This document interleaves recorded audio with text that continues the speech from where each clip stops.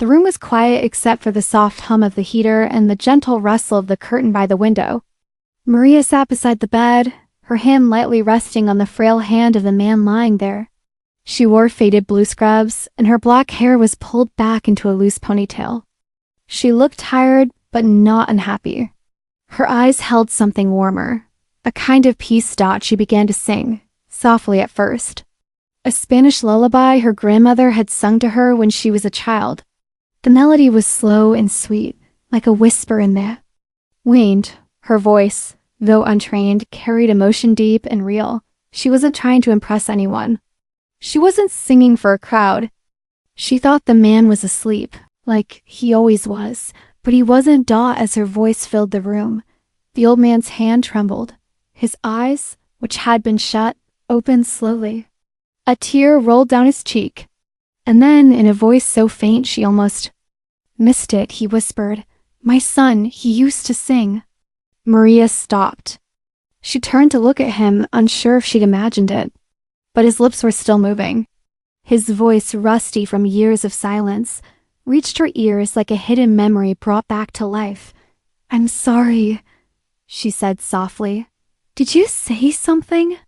"My son," he repeated. He sang that song. For a moment, she didn't know what to say. This was the first time he had spoken to her. She'd been caring for him for nearly a year, helping him dress, feeding him, talking to him every morning, and he had never said a single word. Until now, before we reached this moment, just a few minutes earlier, Maria had walked into room 237 like she did every Tuesday morning.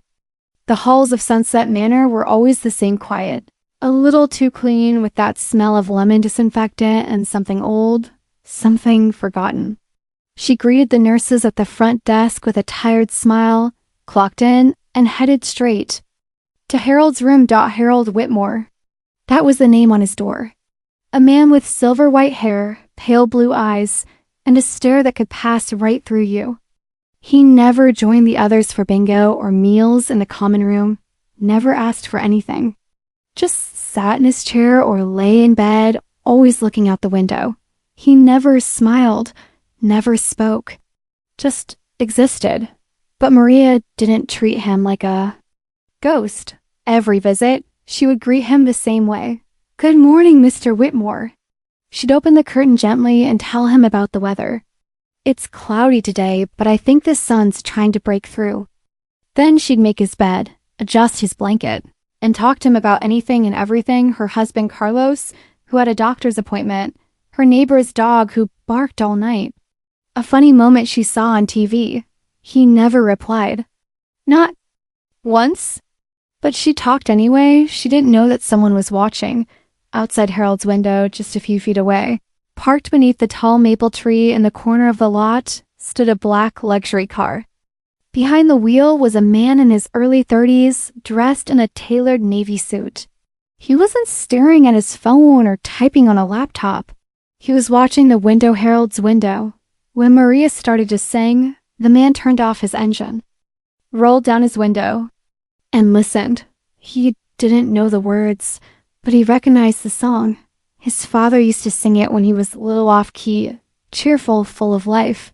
His grandfather used to laugh whenever his son sang, even if it was just a silly tune in the kitchen. That man behind the wheel hadn't seen his grandfather smile in years, but now, through the sheer curtain, he could see something he hadn't expected. His grandfather's eyes were open and wet, and his lips were moving. The man blinked, frozen. In place, he had come to check on his grandfather like he always did every few weeks, quietly, from a distance. Never walking in, never announcing himself, but today was different. Inside the room, Maria didn't notice the man outside. She was focused on Harold. She could feel the shift in the air. Something had broken open inside him. Something old, maybe painful, but real. "I didn't know you liked music," she said. Her voice gentle. Harold turned his head slowly and looked at her. For the first time, he really saw her. "You sing," he said. "Every Tuesday and Thursday. You think I'm asleep, but I hear you." Maria felt her breath catch. She smiled, but her eyes filled with tears. She had no idea he'd been listening all along, and she definitely didn't know that someone else had been too. A man in a suit. A millionaire, and he had just made up his mind to walk inside. Maria couldn't stop thinking about what had just happened. After months of silence, Harold had spoken. Not much, just a few soft words, but they felt heavy. Full of memories, full of pain. His voice, rough and broken, still echoed in her ears. She left his room quietly that morning, pretending nothing had changed. But something had.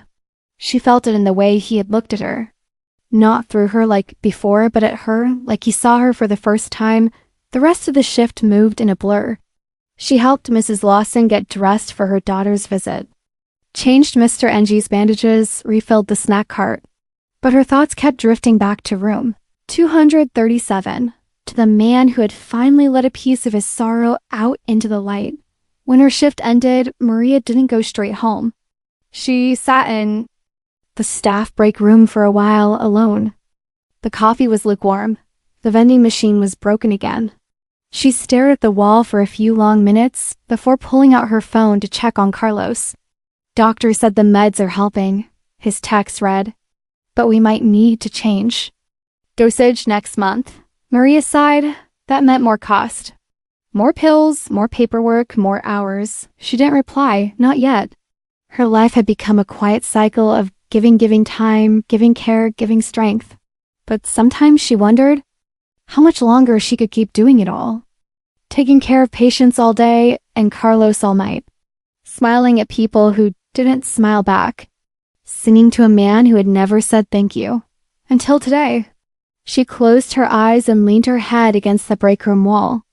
Just for a moment. Back in room 237, Harold stared at the ceiling. He hadn't meant to speak. The words had just fallen out. Her song had stirred something he kept buried for years. He hadn't said his son's name aloud in almost a decade. But that lullaby, those gentle notes had unlocked something. He had watched her week after week. She thought he was asleep. But he wasn't. He noticed the way she always greeted him first. The way she fixed his pillow just right. The way she spoke about her husband, her abuela, her little brother who used to cry at night until she sang. Her voice had become a quiet anchor in his days. He hadn't wanted it, he hadn't asked for it, but it came anyway. And somewhere between her stories and her songs, he had started to feel again. But he hadn't realized someone else had been. Watching too. That evening, as the sun set behind the trees outside Sunset Manor, David sat in his car, still parked in the same spot. He couldn't move, couldn't drive away. Not after what he'd seen. He had come expecting to find his grandfather as always silent, cold, fading. But today, through that thin white curtain, he saw something else. He saw Harold's hand resting on someone else's. A caregiver, young and kind-looking, with tired eyes and a soft smile. Her voice had floated through the air like a breeze, gentle and untrained, but heartbreakingly pure. And Harold had responded. David had spent the last 10 years trying to reconnect with his grandfather. After his father's death, everything had fallen apart. Harold had cut off everyone, refused visitors, ignored calls. He didn't attend the funeral. David had been 23 at the time, lost, grieving, and abandoned. Now, sitting in that car, David finally understood something. His grandfather hadn't stopped caring. He had just shut down. Built a wall so high that no one could climb it. Until Maria. The next morning, Maria arrived for a shift a little earlier than usual. Something told her she needed to see Harold first today. Maybe he'd talk again. Maybe it was a fluke. But she wanted to try. As she walked down the hall toward his room, the nursing director called out to her. "Maria, someone asked to speak." "With you? He's in the front lobby." Maria paused. "Did he say who he is?" The director smiled. "You'll want to hear him out." Maria hesitated. She wasn't used to surprises. Not good ones, anyway. She walked slowly toward the front desk, and then she saw him, a tall man in a dark suit. He looked like someone from a magazine, confident, polished. But his eyes looked tired and a little unsure. He stood when he saw her, Are you Maria Santos? He asked. She nodded slowly. Yes. Can I help you? He offered a gentle smile. My name is David Whitmore Harold. He's my grandfather. Maria's breath caught. So this was the man Harold had spoken about. He's been talking about you lately, she said softly. I know, David replied. That's why I'm here. I need to talk to you. About him, about you, about something important. Maria felt her chest tighten. She wasn't sure what this was, but something about the way he looked at her like she mattered made her stay. She had no idea that this conversation would change her life forever. Maria sat down across from David in the quiet corner of the Sunset Manor lobby. Her hands rested in her lap, fingers nervously fidgeting. She didn't know what this man, this stranger in a crisp suit, was about to say, but something about. The seriousness in his voice made her heart race. David looked at her, not like a businessman, but like a grandson searching for answers. I didn't expect what I saw yesterday. He began, his voice lower now, filled with something that sounded like guilt. I've been coming here every few weeks, not officially, just checking in from a distance. I didn't think he'd let me in, so I never tried. I just asked the director for updates and drove away. Maria nodded slowly.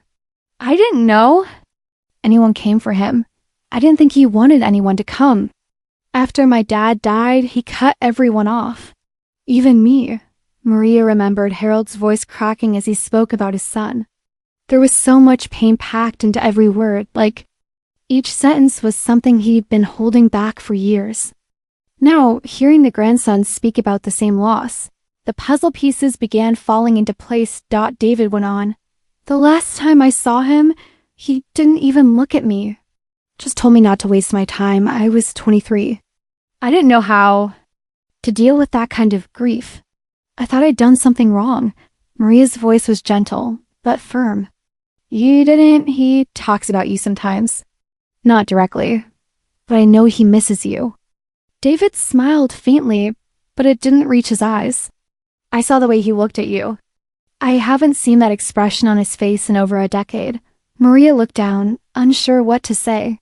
She never thought her small acts, helping him with his socks, brushing his hair, singing softly while folding his clothes, would mean anything more than quiet comfort.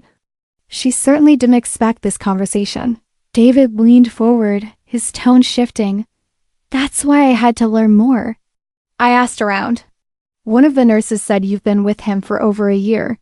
Said he only started changing after you. Started singing to him. I did something I'm not proud of. I had someone look into your background. Maria's head snapped up. Her eyes sharpened. Wait, what? David raised his hands, quickly explaining.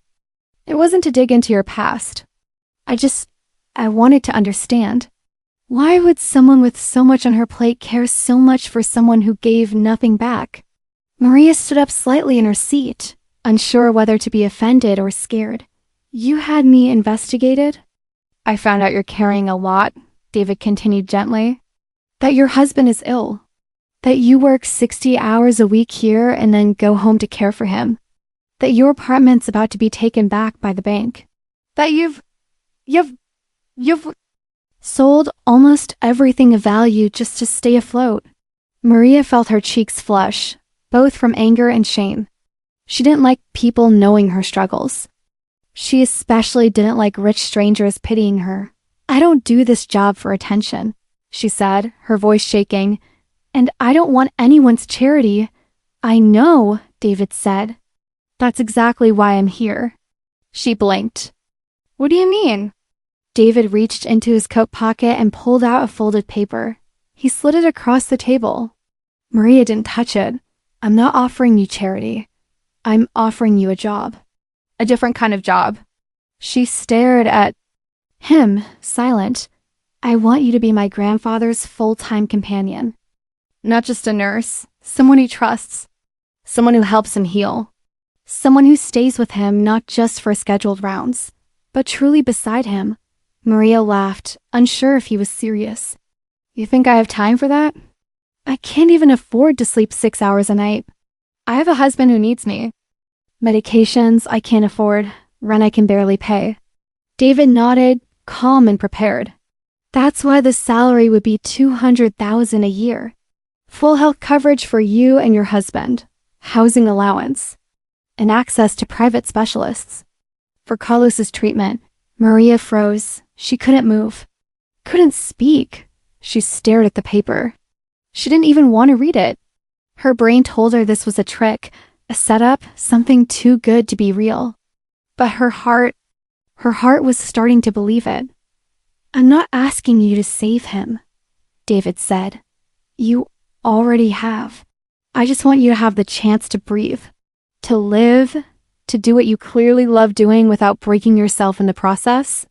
Tears welled up in Maria's eyes, but she didn't let them fall. This isn't real, she whispered. It is, he replied.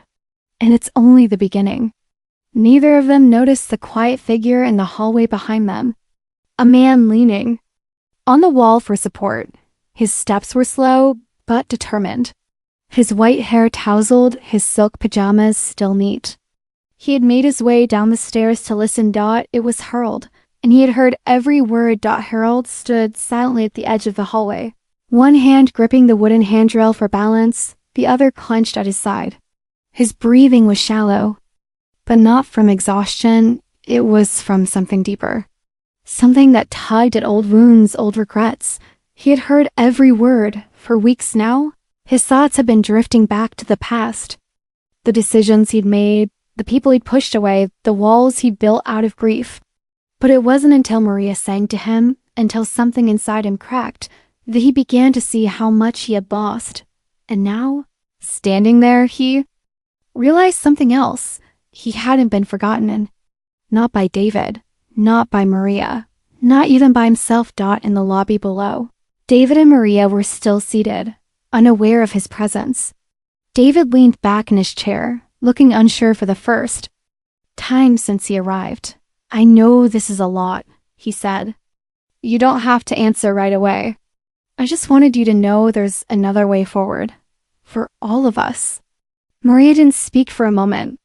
She looked down at the paper again, at the life it could offer her and Carlos. It was tempting, overwhelming even, but something in her still held back. I care about your grandfather, she said finally. But I didn't do this to be noticed. I didn't plan any of it. I just saw someone who looked like he'd forgotten what it means. To be loved. David's face softened. That's exactly why I came to you. Because you didn't ask for anything, and yet you gave everything. At that moment, Harold let go of the railing and took a slow step forward. His voice, though weak, carried just enough to stop both of them cold. You forgot one thing, he said. Maria turned first, then David, both rising from their seats. I'm not dead yet, Harold added, with the faintest smirk tugging at the corner of his lips. David stared at him, eyes wide. Grandpa? Harold walked slowly into the lobby, every step deliberate. His back wasn't as straight as it used to be. His voice cracked on certain syllables, but his presence filled the room in a way neither of them had expected. I believe the two of you are planning my future without asking me, he said, stopping in front of them. I was just... Maria began, but Harold raised a gentle hand.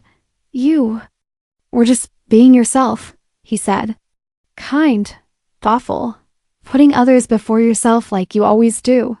He turned to David, and you're just being your father's son, taking care of people even when they're too stubborn to notice. David's throat tightened. I didn't know if I should come. I didn't think you'd want to see me. I gave you that impression, Harold admitted. But I was wrong. I thought pushing people away would hurt less. Turns out it just makes everything worse. A silence fell between them, thick, but not uncomfortable. The kind of silence that comes before something important is said. David stepped closer. I miss him too every day. Harold nodded. So do I, and I've spent 10 years letting grief rob me of everything else I had left. I'm tired, David. Not just old tired. Tired of being alone. Tired of pretending like I don't care. I miss you. David blinked fast, trying to keep his emotions in check. Then he stepped forward and hugged his grandfather, and Harold, without hesitation, wrapped his arms around his grandson. Maria stood nearby, watching the moment unfold. She didn't cry this time. She just smiled a soft, warm smile that came from knowing she had helped make this possible. Not through grand actions, just through singing a lullaby and treating a broken man like he still mattered. After a long pause, Harold pulled back and looked at both of them. So, you're trying to steal my favorite caregiver? He said to David, I'm trying to. Give her the life she deserves, David replied. Harold glanced at Maria. Good, because I have a few ideas of my own. Maria tilted her head. What kind of ideas? The kind that involves a little music, Harold said, and a lot of healing for all of us. The three of them sat back down in the lobby, no longer strangers, no longer separated by walls of silence or years of pain. They began to talk about Harold's care, about Maria's husband, about what it would look like if they started something bigger, something that could help others, not just themselves. None of them said it out loud, but they all knew something important had just begun, and it had all started with a song sung in a quiet room by a woman who thought no one was listening. A week after that unexpected reunion in the lobby, everything at Sunset Manor felt different, at least to Maria. The room still smelled faintly of disinfectant. The same slow jazz played in the dining area, and the nurses still joked quietly at the station while filling out paperwork. But something had shifted. Something real. Harold Whitmore was no longer just the silent man in room 237. He now greeted Maria when she entered. Not always with words, sometimes just a nod, sometimes a tired smile, but it meant the world. He asked about Carlos, now even remembered his name. He asked about Maria's grandmother, about the songs she used to sing. Most mornings, Maria would sit beside him with a cup of tea and talk for a few minutes before getting started with the other residents. He had also started participating in small group activities reluctantly at first, but soon he was the one reminding Maria when it was Thursday movie night or asking if bingo was still happening after dinner. The staff couldn't believe it. Neither could Maria. David visited every 2 days. Sometimes he came just to sit with his grandfather, other times to speak with the director about ideas he was already forming. He was careful not to interfere with Harold's care, but he made sure every staff member knew that Harold wasn't alone anymore. The gossip among the nurses was that Harold's billionaire family had come to reclaim him, but the truth was softer than that. This wasn't about reclaiming anyone. It was about rebuilding something that had been lost.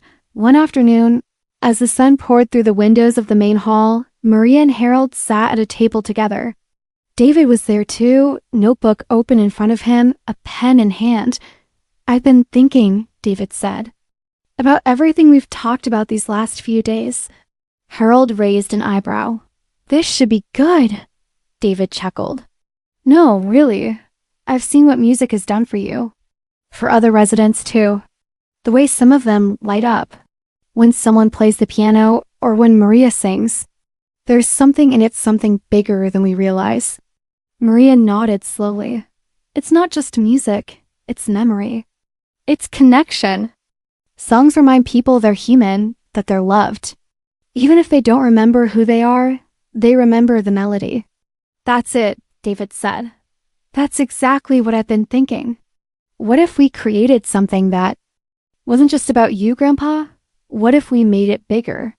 Something that could help more people like you. And more people like Maria? Harold tilted his head, interested now. What kind of something are we talking about? David leaned forward. A program inside this nursing home to start. One that brings music, companionship, real attention to residents. Something structured. Something ongoing. We could call it, I don't know, maybe Songs of Memory. Maria's eyes lit up at the name. And you want me to help run this? She asked. No, David said with a smile. I want you to lead it. Maria blinked. Me? Yes, you. You've already proven you know how to reach people no one else can. You've been doing it for months without being asked. Imagine what you could do if you had resources, support, and freedom to build something meaningful. Harold reached out and placed his hand over Maria's. You helped me find my voice again. Let's help others find theirs. The idea bloomed faster than any of them expected. Within a week, the program was approved by the facility's board. Thanks to a generous donation from Harold and David, Maria drafted the structure. Volunteers, visiting musicians, storytelling circles, even a small room converted into a music lounge with an old upright piano. Residents who hadn't spoken in months began humming. One woman who hadn't smiled in over a year sang along softly to an Elvis song. A man with early dementia suddenly remembered his wife's name when a 1950s ballad played in the background. The Songs of Memory program was working, but it didn't stop there. With Harold feeling stronger, he decided he didn't want to stay at Sunset Manor forever. He found a senior living community not far from where Maria and Carlos lived. It gave him more independence while still offering medical support. And Maria, after long, thoughtful talks with Carlos, accepted David's offer to become Harold's full-time companion and project coordinator. They moved into a modest but beautiful home just 10 minutes away. The backyard had a small garden where Carlos could sit in the sun. A ramp was installed for his wheelchair. And for the first time in years, they weren't drowning. Maria still returned to Sunset Manor twice a week to oversee the program she started. But now she smiled more. She didn't look so tired. And she sang not just for Harold, but for others too. The lullaby that started everything became a symbol, a thread that connected all their lives. One afternoon, as Maria adjusted Harold's collar before a scheduled meeting, he looked at her with quiet gratitude. You know, he said, I used to think I had everything figured out. I had money, buildings, respect. But none of it felt like this. Like what? She asked. Like being known, like being seen, and it took a song to remind me. Maria smiled, brushing a stray hair from his shoulder. Sometimes the right song finds you when you're ready to hear it. He nodded. And sometimes the right people show up when you think no one ever will. What none of them knew was that this was only the beginning. By the time winter arrived, the quiet bond between Maria, Harold, and David had grown into something bigger than even they could fully explain. It wasn't just friendship. It wasn't just gratitude. It felt more like family, one built not by blood, but by understanding. Each week, Harold and David had dinner together at Harold's new apartment. At first, their conversations were hesitant, like walking across cracked ice, but soon they grew more open. David would bring photo albums, stories, even old letters his father had written. Harold shared memories he'd buried for too long. The pain was still there, but now it had space to breathe. I should have never shut you out, Harold said one evening. After they'd finished their meal and sat sipping tea by the window, David looked at him carefully. I don't blame you anymore. I was hurting too. I just didn't know how to reach you. Harold gave a sad smile. I didn't know how to be reached. They didn't need to say much more. Sometimes healing came not from words, but from just sitting together in silence, present, alive, and finally facing the same direction. Meanwhile, the Songs of Memory program had spread far beyond their original hopes. Sunset Manor became the model for other care homes. Families called in, asking about how to get their parents involved. A small video clip of a resident singing along to a lullaby went viral, and news outlets picked up the story. They called it the home where music heals memory. Maria never once stepped into the spotlight. She stayed behind the scenes, arranging visits, guiding volunteers, listening. Always listening. One chilly morning in February, David called Harold and asked to meet. They sat at a cafe downtown, bundled in coats and scarves, steam rising from their mugs. I want to do more, David said. Harold raised an eyebrow. You've already done plenty. No, David said. You and Maria, you saved me.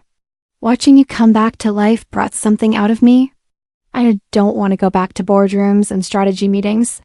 I want to build something that Matters. Harold looked at his grandson for a long moment.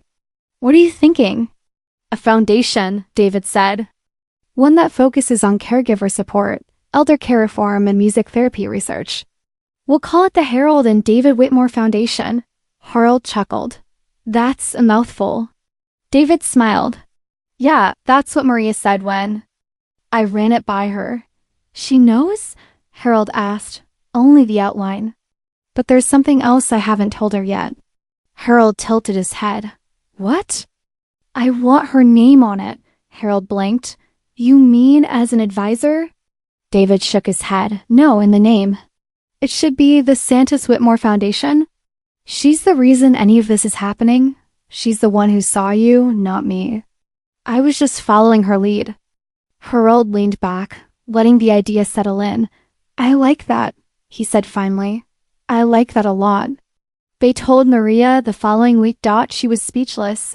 You want me in the name? She asked, blinking back tears. You're the heart of it, Harold said. We're just building the walls around what you've already created. I don't know what to say. Say you'll do it, David said. Say you'll be the soul of this foundation.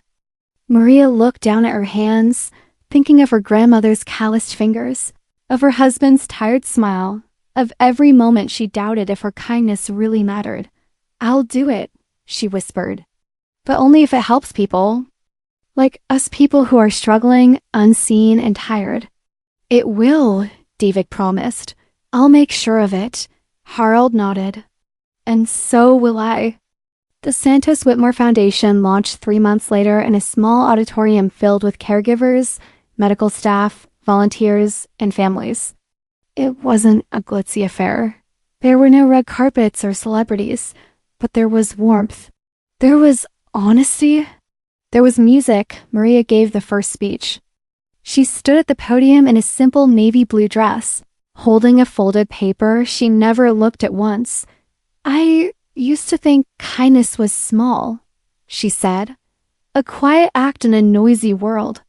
But now I know it's the most powerful force we have. Kindness heals. It rebuilds. It restores. She paused, glancing toward Harold and David, who sat side by side in the front row. I sang a lullaby once, just to comfort a man who seemed lost. I didn't know it would find its way into someone else's heart. I didn't know it would start something this big. But that's the thing about small acts, they echo. The audience rose in applause, not thunderous, but full of gratitude. The kind of applause that says, we see you. Later that evening, as the event ended and people began to trickle out, Harold turned to Maria and David and said something he hadn't said in a long time. I'm proud, he whispered. Not of money, not of legacy, but of this, of us. Maria smiled. We still have more to build. And more songs to sing, David added. Outside, snow had started to fall in soft waves, blanketing the sidewalk in white. Maria looked out the window and remembered her grandmother's words. Every person carries a song in their heart. Sometimes life makes us forget it, but it's always there, waiting. Tonight, the music was louder than ever. 3 years had passed since Maria first sang that lullaby in room 237, never knowing anyone else was listening. 3 years since Harold spoke for the first time in years. Since David walked into that lobby with a job offer that wasn't about money, it was about meaning.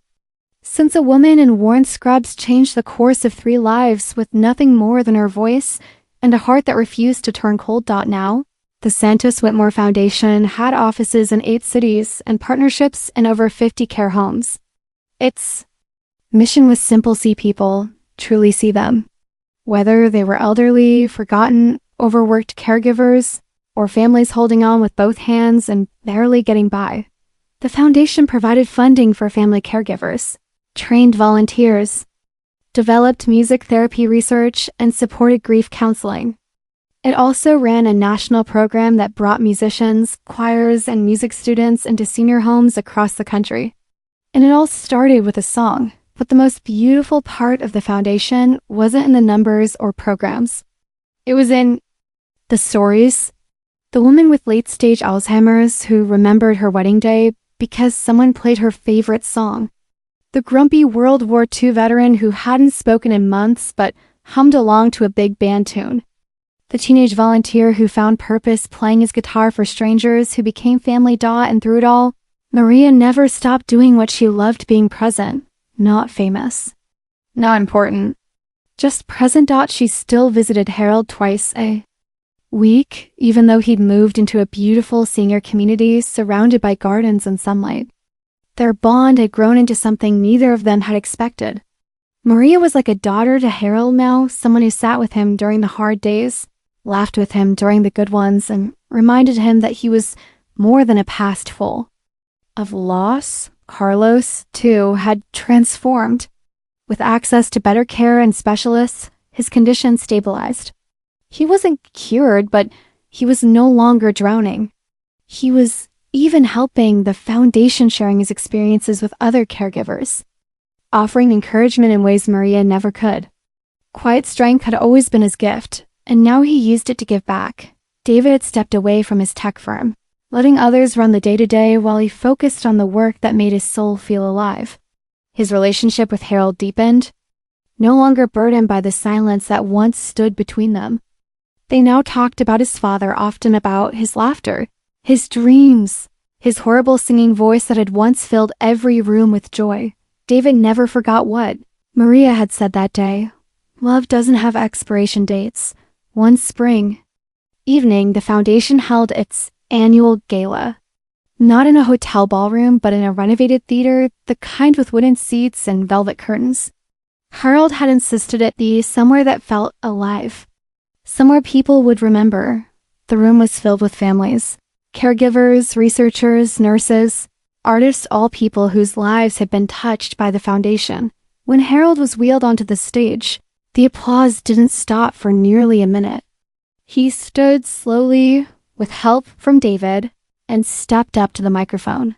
"I came here 3 years ago," he began, voice steady, as a man who believed he had nothing left. No more family, no more reason, no more voice. He paused, glancing toward Maria in the front row, and then someone saw me. She didn't try to fix me. She didn't ask for anything. She just sang. Harold's voice cracked, just slightly, and that song became a bridge to my grandson, to the life I thought I'd lost, to the part of myself I had buried under years of silence. He continued, "Maria Santos didn't save me with medicine or money. She saved me with kindness. And in doing so, she taught me that dignity, love, and music are not luxuries. They're lifelines." Harold gestured gently toward the crowd. "This foundation was named after me, but it lives because of her. So if you ever doubt whether small kindness matters, look around you. This entire room is proof that it does." The standing ovation that followed wasn't loud, it was deep. The kind of applause that carries stories inside it. The kind that says, "We felt this too." Later that night, as the crowd began to leave, Harold and Maria sat together backstage. She was helping him with his scarf. "You know," he said quietly, "I never thought I'd live long enough to feel useful again." "You never stopped being useful," Maria said. "You just needed someone to remind you." Harold smiled. "And now you remind others." Maria shrugged, her voice soft. "We all forget who we are sometimes. We just need someone to sing us back."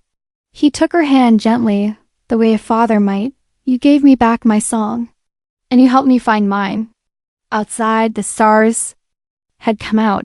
David was already pulling up in the car. Carlos sat in the passenger seat, waving through the window. Maria stood, helping Harold to his feet.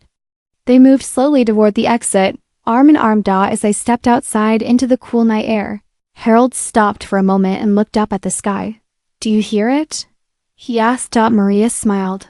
"What?" "The music," he said. "It's always there, just waiting to be heard." She nodded, her voice barely above a whisper. "Then let's keep singing." And together they walked toward the car, toward the family that had found each other in the most unexpected way, toward the music that would never stop, only change voices, because some songs are too powerful to end. They just find new hearts to echo in.